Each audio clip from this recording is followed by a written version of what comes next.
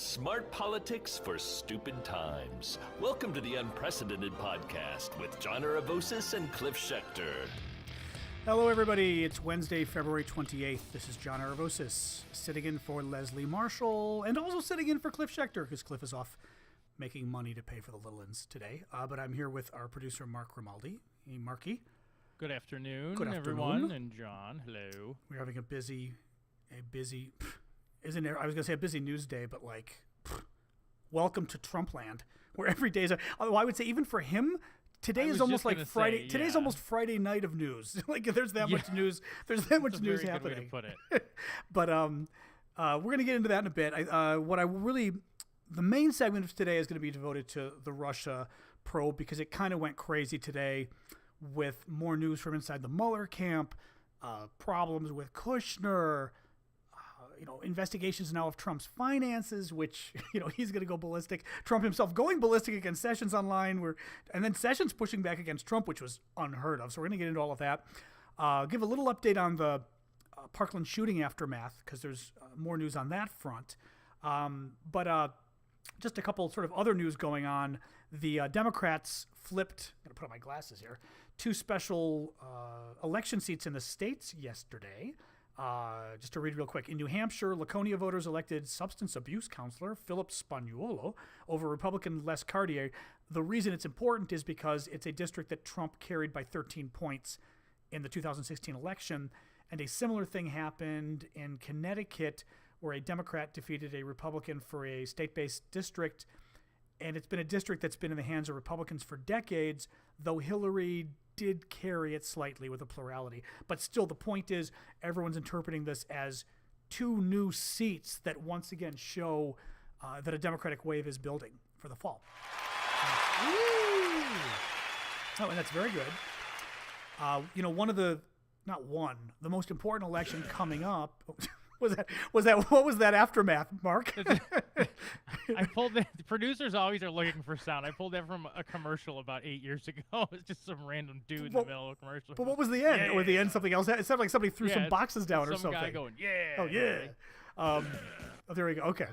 Actually, now that I hear it, the first time it sounded more like just boxes falling at the end of the other soundbite. It's so powerful, I think he knocks boxes over. Oh, there you go. It's like, Walmart. The big, I know, we don't like Walmart. They sell guns online. Bad Walmart. But the big news coming up in the big election in less than 2 weeks now, is Connor Lamb, Democrat, running for the special election seat for the U.S. House in Pennsylvania against Rick Saccone, who is a guy who claims that he was Trump before there was Trump. I mean, he's that bad. Lamb is great on most issues. I'll be honest up front. He's not great on guns. He's okay on guns, but he's not great. I had asked Cliff about this because Cliff, as everybody knows, is our gun guru who's been working on the issue for 10 plus years, writes about it regularly for Daily Beast and others. And Cliff had said that Saccone is supporting increased background checks, which is very important. Closing some of the background loopholes. So that's really good. He's not supporting the assault rifle ban. That's really bad. But Cliff did say because he's on the background checks and everything else, it's good enough for now, meaning it's this guy versus a crazy right-wing Republican who's more Trump than Trump. So for now, yeah, it's definitely worth it. He's got the problem on some of the gun stuff, but otherwise he's progressive as hell on everything, choice, the Affordable Care Act, you name it.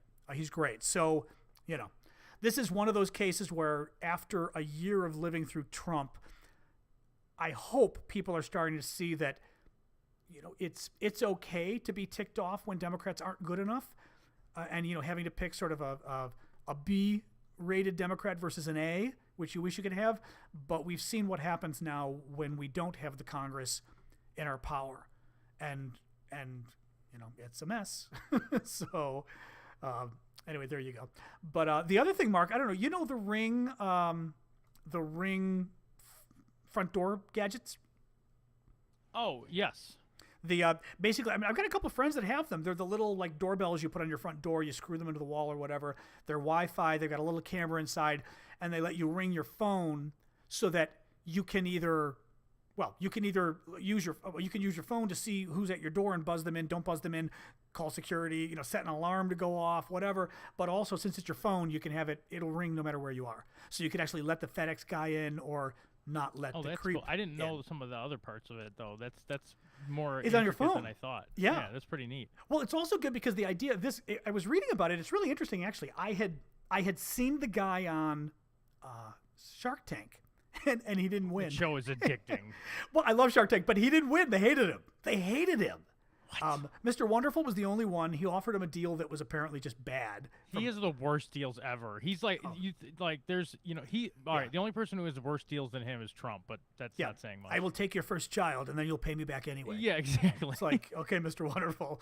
But yeah, so he turned him down. I remember at the time, I remember watching it and at first thinking it was cool and then thinking, of course, what do I know? Amazon just bought the guy for $1 billion today. Wow. And he was on death's door when he went on Shark Tank. They had no money. They were out of money. He put $10,000 of his own money in to build the set for Shark Tank. They hated him. He said he cried afterwards. He was so freaked out. And somehow they pulled it off, and they've turned it into – and if you see, I mean, the ads are really neat. It's friends of mine have it. It's really cool. What a good story, though, for those who really put themselves out there. And if you fail, to not give up. I mean, it's stories like that I know are probably, 1 in a million, if you will. But even if they don't get $1 billion, there's plenty who, get back up and still can succeed, Yep. But any case, I thought that was kind of cool. That was very cool, actually. But, I'm jealous as hell, too. And, of course, I think I agreed with him that he wasn't any big deal, so shows – this is why I don't have $1 million or $1 billion. But anyway, we're as At I least said, you didn't create Trump steaks. Yeah, he still has those though, doesn't he? Or Trump Airline, I don't know.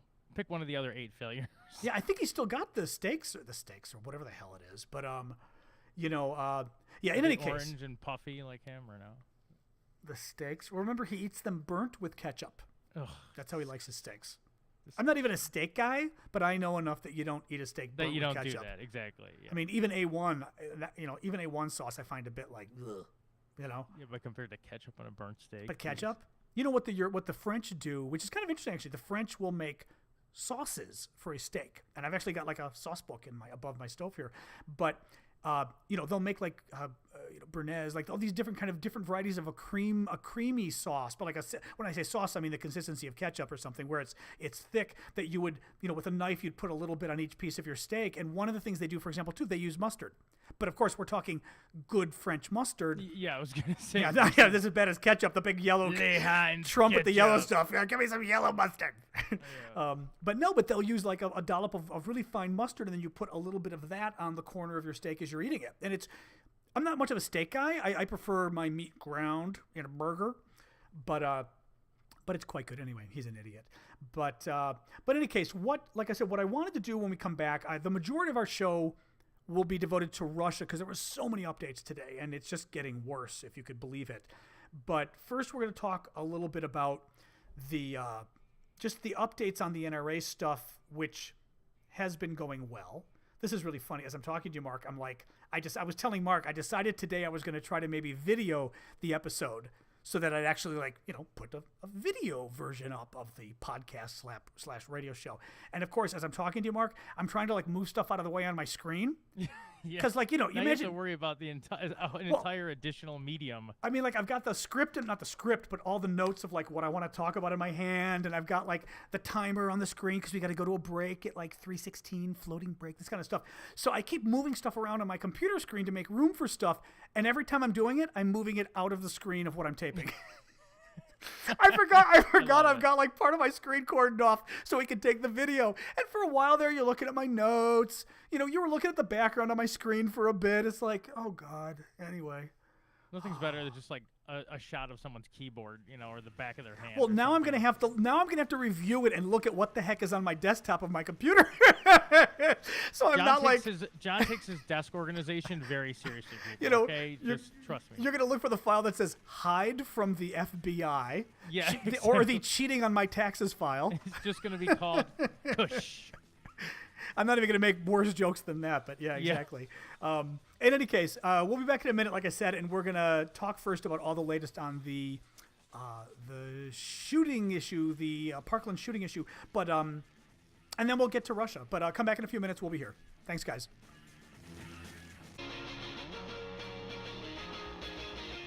Welcome back, everybody. This is John Aravosis.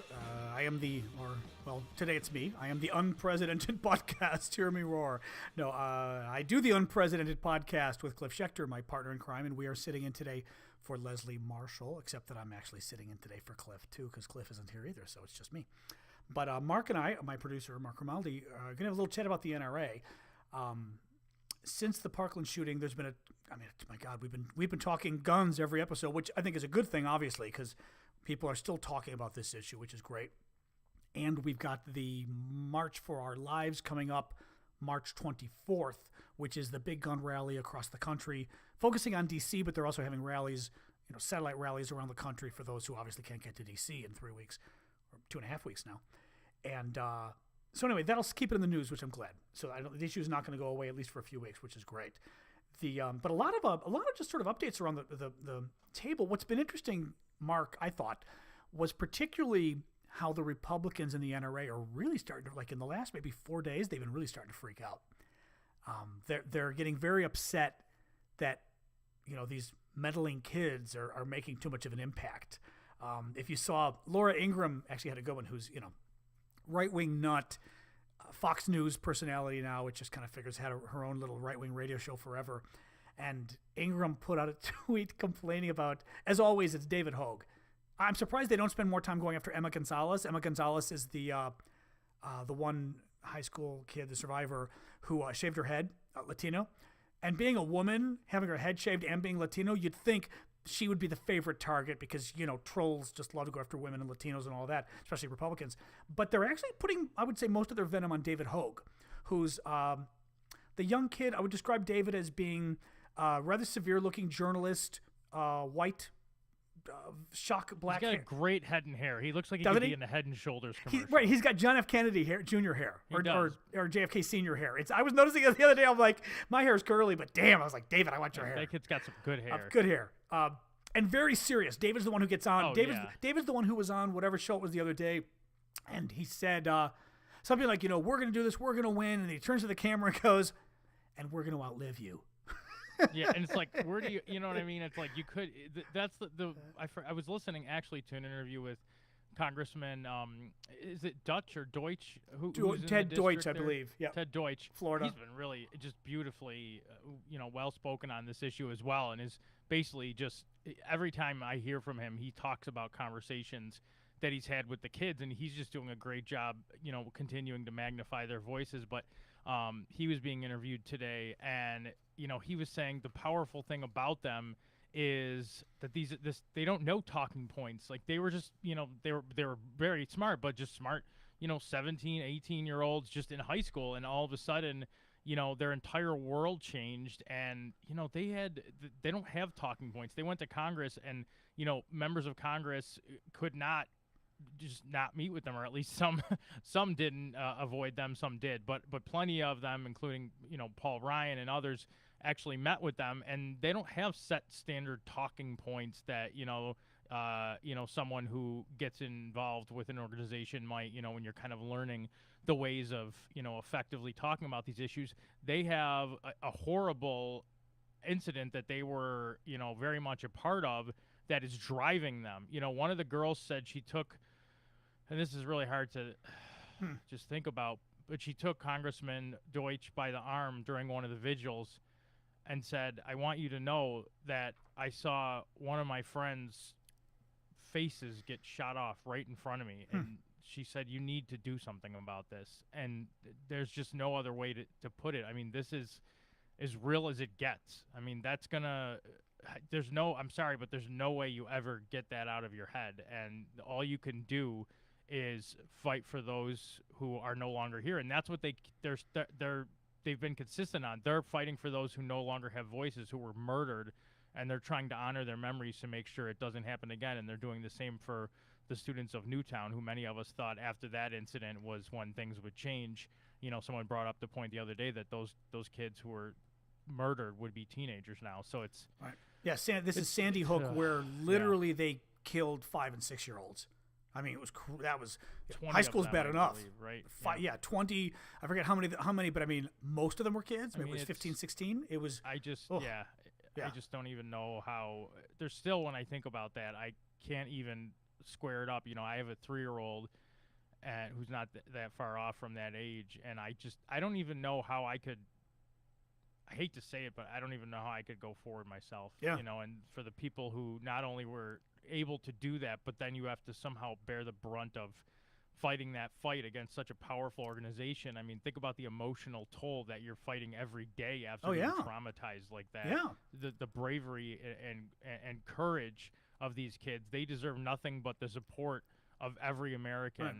Yet, they're fighting against other Americans who are attacking them simply for trying to honor the memories of their friends who were murdered. Well, and that's, I think, one of the hardest things of working on the gun issues is the personal toll, I think, can be even more than other issues because of the threats you get. I've spent decades working on gay rights, which then became LGBT rights. And that was hard enough. I mean, that took its own toll because, you're constantly being, I had to go on TV and explain that I wasn't. But also having a debate on television as to whether or not you're a pedophile and predatory on young kids. And after a while, you're like, give me a break, Yeah. But what I didn't have, which people who work on gun issues have, and Cliff can tell you, is, these constant threats and death threats. These kids are now getting death threats. Their parents are getting death threats. One of the parents of a girl that was murdered there in Parkland has come forward now and asked President Trump to publicly, denounce the death threats they're all receiving. And and these kids are getting death threats because they're speaking out against the guns that killed their friends. And people with guns who are trying to claim that they're responsible citizens are making death threats against the kids, saying that these guys aren't responsible, which only proves that they're not responsible. Exactly. Somebody making death threats shouldn't have a gun. It kind of proves the point. And to talk about the crazy time that we're in, John, then you have, and it's been, proven, then you have Russian trolls and bots posing as real American citizens trying to rile up each side and make it harder for people to come together for an agreement. I mean, what a time we're living in. Yeah, no, it's so I mean, that's why I say I think people working on gun issues, I have a particular sympathy for, especially somebody that young that's being a high school kid, because it's hard enough to put yourself in the public eye. It's hard enough to go on TV and have people recognize you on the street, but to then have these hateful people threatening you, and I can only imagine the messages they're getting on Twitter, the emails. Oh, yeah. As an adult, that would freak you out. I almost wonder, maybe as a kid you'd have even more resilience. Maybe you're not old enough to be so jaded that these guys scare you, that you're young enough to basically be able to say, screw you. If you're going to threaten to kill me, go away. Any case, we'll be back in a minute talking about the latest on the Russia updates. Lots of interesting news from the Mueller investigation. Welcome back, folks. This is John Aravosis sitting in for Leslie Marshall. You are listening to the Unpresidented Podcast. And Mark Grimaldi and I are going to be talking a little bit now about Russia, my favorite topic. Today, a lot of things happened today, sort of coming together in sort of a big ball of even a scarier mess for Trump. But it all started this morning with Trump going after Jeff Sessions again, his attorney general, on Twitter. And let me first read what Trump wrote about Sessions, and then we'll talk about sort of the ongoing stuff from there. Why is Attorney General Jeff Sessions, Donald Trump, why is Attorney General Jeff Sessions asking the Inspector General to investigate potentially massive FISA abuse? Apparently, I didn't even know this, apparently Sessions asked the Inspector General, okay, now I'm going to have to step back, because I'm assuming that people know what I'm talking about. The Inspector General is an office inside each federal government agency that sort of keeps an eye on the agency. It's a watchdog of the agency. So if there's any accusations of fraud or abuse or anything like that, the Inspector General can look impartially. I forget what it's called on the cop shows, Internal Affairs or something. Remember when they investigate the cops and the cops always freak out? Yes, I think that's something right. like, I forget, I watched NYPD Blue. I forget what it's called, but that's the same thing or Blue Bloods, where the Inspector General investigates any wrongdoing by the agency itself. So Trump is asking, why is Sessions having the Inspector General investigate these GOP allegations of FISA abuses? And FISA, of course, is the court and the warrant you have to get when you're going to spy on American citizens. And they went and got the warrant to spy on Carter Page, the senior Trump foreign policy guy, right? So it's all that issue. It will take forever, has no prosecutorial power, and already late with reports on Comey, etc. You know what's funny? Trump's tweets just suck for radio because they're so sort of what's the word I'm looking for? Like, I was going to say caca. It's like constipated. You know what I mean? They're so sort of constipated and short that as you're reading them, you're realizing, okay, this makes no sense that a normal human being would say that. He accuses the Inspector General of being an Obama guy, and he was appointed by Obama, and the term runs over into the next president because that's the whole point. The Inspector General is independent. It's not supposed to be, just for one term, but he also worked for George Bush before Obama. So he actually is a bipartisan guy. Why not use Justice Department lawyers? Disgraceful, all caps. Now, what Trump is saying is he wants an independent investigation by Justice Department lawyers looking into Obama spying on poor innocent snowflake Carter Page. And Trump wants an investigation of that. Well, Jerry Falwell Jr., the son of bigoted pig Jerry Falwell, who's gone, thank God, weighs in. Falwell Jr.'s his own piece of work. Falwell Jr. weighs in. I couldn't agree more. Sessions must be part of the Bush, Romney, McCain Republican establishment. Okay, what else is there? Bush, Romney, McCain. He probably supported real Donald Trump early in the campaign to hide who he really is. Okay, so Sessions was like the only senator to come out for Romney to come out for Trump at the beginning of the campaign, because Sessions actually was trying to be like a plant. He was going to help Trump run, so if Trump won, he could undercut Trump when no one thought Trump was going to win. Okay, whatever. So anyway, Falwell is convinced that Sessions is a third. Jeff Sessions is a third columnist, and mind you, any of you who actually know who Jeff Sessions is, we hate Jeff Sessions on the left. Jeff Sessions is abominable. He is to the right of the right. Many of us consider him a racist and a bigot. That was why he didn't get a federal judgeship years ago. That's why people on the left were going after his nomination to Attorney General now. Even Coretta Scott King took him on publicly and said he was basically a racist. So Jeff Sessions is not a good guy, yet here we have Jeff Sessions under attack that he's just not Republican enough for Donald Trump. Well, Sessions responds today with his own statement in response to Trump's tweet. And this, people are saying, is absolutely unheard of that Sessions did this.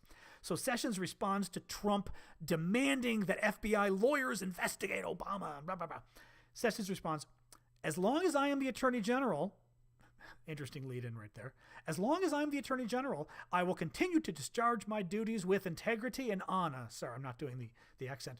And this department will continue to do its work in a fair and impartial manner according to the law and Constitution. We have initiated the appropriate process that will ensure complaints against this department will be fully and fairly acted upon if necessary.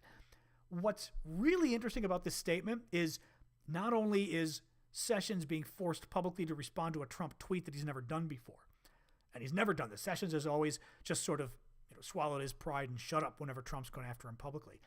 But he publicly went after Trump and disagreed with him and said, I'm going to continue to discharge my duties with integrity and honor. In other words, suggesting that Trump wanted him to discharge his duties without integrity and without honor, and that the department will continue to do its work fair and impartially, suggesting that Trump is trying to make the department partial and unfair. I mean, it's the kind of thing, Mueller might say, like an independent appointee might say, but to have the Attorney General basically turn on Trump publicly and to have it be this Attorney General kind of blows my mind. I don't know. I mean, Mark, I assume I don't know if you would, because I know you were working earlier, if you got to see all of that. It was crazy. No, it's interesting that I think you gave some really good background. The other, just one thing I would add to that is those questioning Jeff Sessions, when he got involved with the Trump campaign. Jeff Sessions was involved with Steve Bannon before Trump gave that now infamous CPAC speech that got him noticed by Bannon.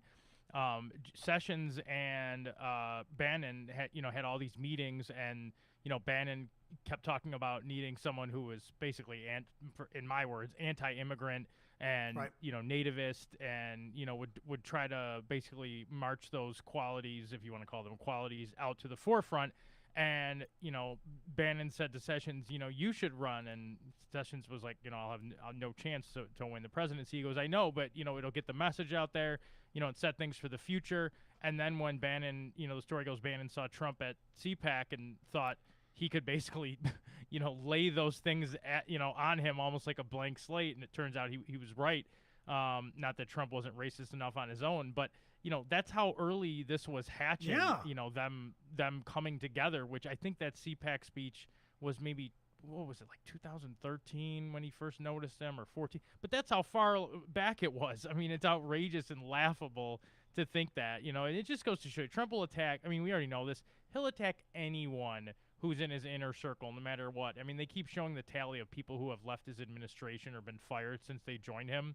And I remember reading a recent quote from one of his recent people who left his administration. Said, he'll stab anyone in the back. Well, and just that's anyone, literally anyone. I mean, and that's the thing. Sessions is like not only crazy, but Sessions came out early, and when people thought Trump was a joke. I mean, he's a joke anyway, but his race was a joke, and Sessions came out and supported him.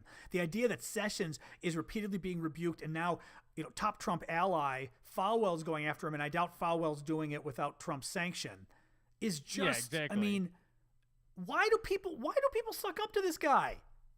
He's gonna stab you in the back. He's gonna stab you in the front. Exactly. Anyway. No, and you look at what the people get out of it. A lot of it is I think the abusing government while they're there. I mean, I don't want to get off on a whole tangent, but people need to look up the stories that, like you said, it was just an unbelievable news days. The story that broke on Ben Carson. I wasn't even going to get to that. That was its own. Well, I'm just going to tell people that's its own good story. Carson wanted to spend more than $5,000 redecorating his executive office at HUD. He's he's the Secretary of Housing and Urban Development. And you only get $5,000 by law to redecorate your office. Well, Mrs. Carson decided that wasn't enough. So she ordered some employee of the department they ordered her, you find more than $5,000 and you're going to spend it. And she goes, that's against the law. I can't do, it's literally against the law for her to find that money and spend it on making his little office prettier. So what did they do? They sent her away into some new job now that she's not qualified for and they banished her. I mean, that's who these people are. Anyway. Yeah, and I mean, HUD, if you look it up, HUD spent $32,000 on a table for his official dining area. Is the second part of the story that broke. And that's all while they were cutting funds and downsizing, for homeless people and the hungry, because they said if you make it too good, they'll stay there.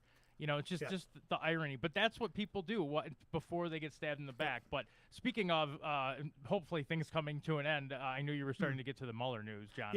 Yeah, I was going to say I got so much news on this front. Mueller is now reportedly looking at Trump's business dealings, and we kind of knew already that he was looking at that, but it's gotten much more specific. According to what CNN heard, they're looking at Trump's trips to Russia, specifically when he went for that beauty pageant. I think it was 2013 that he was hosting there. He may have gone back after, I'm not sure, but that's the famous PP tape allegation was from that visit, the 2013. Well, get this, okay? So Mueller is looking into that trip to look, among other things, at whether the Russians have anything compromising on Trump from that trip. Sound familiar? And he's, at the same time Trump was there for the beauty pageant and following in the couple of years after, Trump was negotiating having a new Trump Tower in Moscow. And he had signed sort of a what do you call it? Agreement of intent, but it had no legal bindingness to it. But still, this agreement that, yes, they were going to try to negotiate and get a Trump Tower there. Well, this negotiation went on until after Trump had declared his candidacy. It didn't die until, I want to say, January of 2016 or so, that the negotiations finally just went nowhere with the Russians. I guess the sanctions caused problems, etc. But the point is that Trump declared himself as a candidate and was running. And he did not declare publicly to anybody that he was still negotiating behind the scenes with the Russians for his business interests. So Mueller is now looking at all of that to see, do the Russians have anything on him? Again, you get into quid pro quos. You get into my whole point, and I'm sure everyone else probably, this isn't rocket science.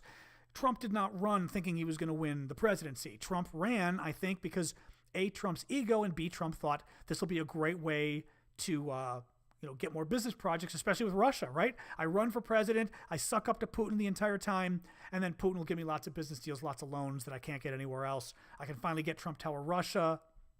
Ivanka can get a new mink coat, etc. Right? Well, no, I mean, so anyway, so now in retrospect, you go, yeah, I mean, what deals could he have been making with the Russians already? What promises could he have made? Right? So anyway, they're looking into that. One of the other big stories, Kushner, we now know, lost his top secret security clearance last Friday or so. Kushner had an interim top secret SCI, secret compartmentalized information, or not secret, I would say secret. Maybe it's special compartmentalized. I had that clearance when I was on Capitol Hill, by the way, the top secret SCI clearance, and I can't remember what it's called. But they're called code word clearances, and they're clearances you can have so that you can receive intelligence information that came from satellites, information that came from spies that we have on the ground. Those things are sensitive compartmentalized. I knew it wasn't secret. And SCI information it's top secret and then some. I mean, it's a whole other level of secrecy.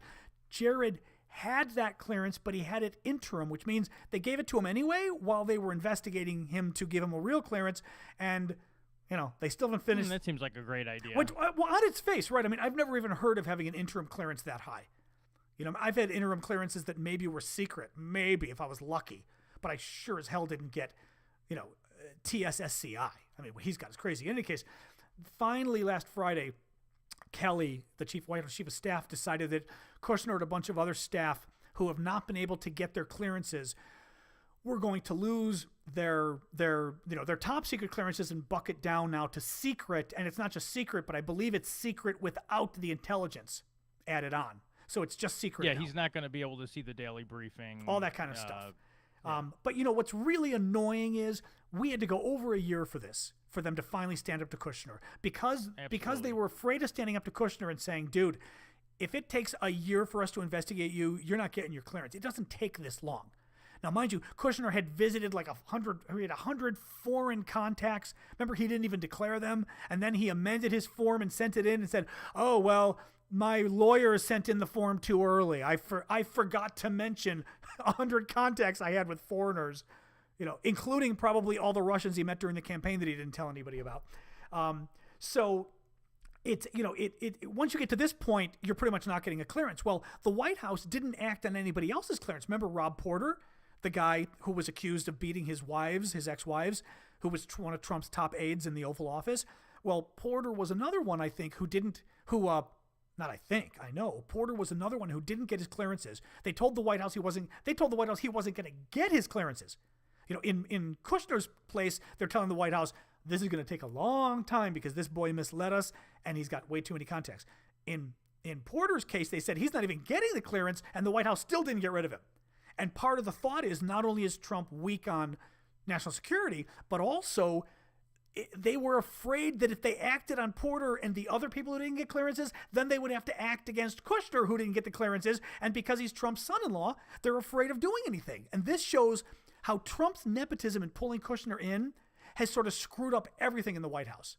It is, and John, it's crazy. We talked about that year, and this is just a microcosm of what that has cost us as a country. The Washington Post last night reported that, quote, officials in at least 4 countries, the UAE, China, Israel, and Mexico, have privately discussed ways they can manipulate Kushner by taking advantage of his complex business arrangements, financial difficulties, and lack of foreign policy experience while he had that clearance. And do you remember the job list he was supposed to get done at the very beginning of the administration? It was like solve the Mideast peace crisis. Actually, the last point I wanted to bring up, and we've only got a minute until we go to the break, so we'll probably not play the clip, but I just wanted to mention briefly, Google the story about Mike Rogers. If we do it now, we can fit it in. Okay, play it really quick.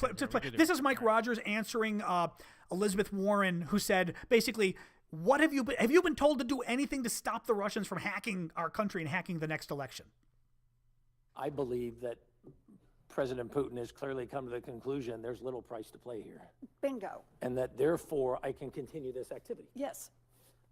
Everything, both as a director of NSA and what I see in the Cyber Command side, leads me to believe that if we don't change the dynamic here, this is going to continue. And 2016 won't be viewed as something isolated.